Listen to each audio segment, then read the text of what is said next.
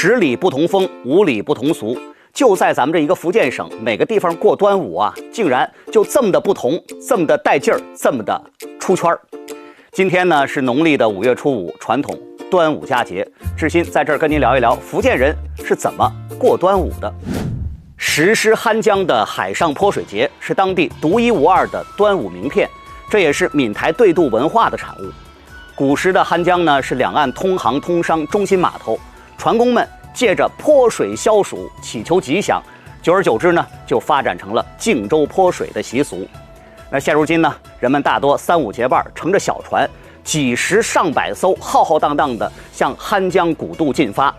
工具呢，五花八门，什么都有哈，捞着什么是什么，什么勺啊、瓢啊、盆啊、桶啊，但凡是能搂着水的，能趁着手的，都是好家伙事儿。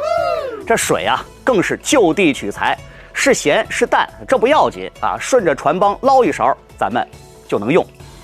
有的人呢是首次登船，还完全没适应这海上泼水节的强度呢，全身湿透透啊，就是一眨眼的功夫啊。这情况啊，可千万不带急眼的啊，干脆直接把这水桶往头上一套，放弃抵抗，任凭大家泼洒。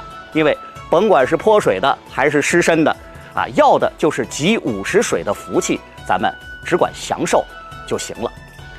当然了，有团队项目啊，就会有个人挑战赛，海上捉鸭难度系数直线拉满。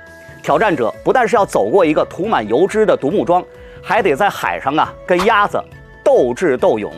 想把鸭子带回家，嘿，你得先问问鸭同意不同意。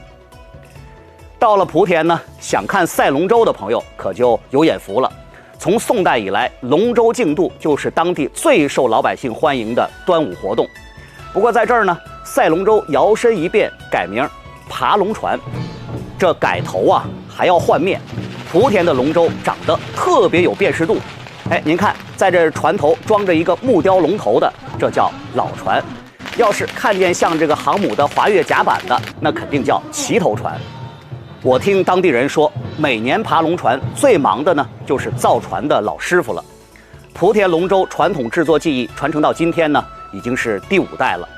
每年到了端午，制舟的匠人就会接到10多个的订单，从这个选木取材到跨压卧龙鼓，再到组装绘图，每艘龙舟得几位老师傅合力40多天才能完成。所以掐指一算呢，要是想在端午节这天啊显显自家龙舟的威风，您还真得提前半年预定。您那儿还有哪些独特的端午习俗呢？来评论区告诉志新。福字旁边6张口，闽人智慧，看您不知道的福建。祝各位诸事吉祥，端午安康，咱们下期再见。